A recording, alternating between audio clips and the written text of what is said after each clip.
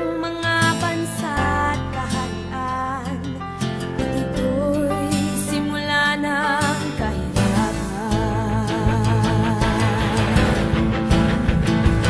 Itong mga bagay na dapat nating malaman, na ang Diyos ay hindi mapagpaliban.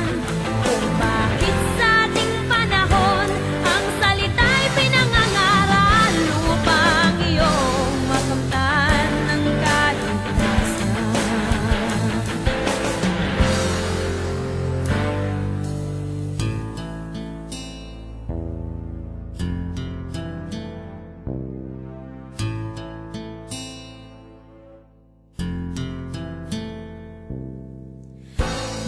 Nararanasan paggutom sa daigdig, luminggol sa iba't ibang panig.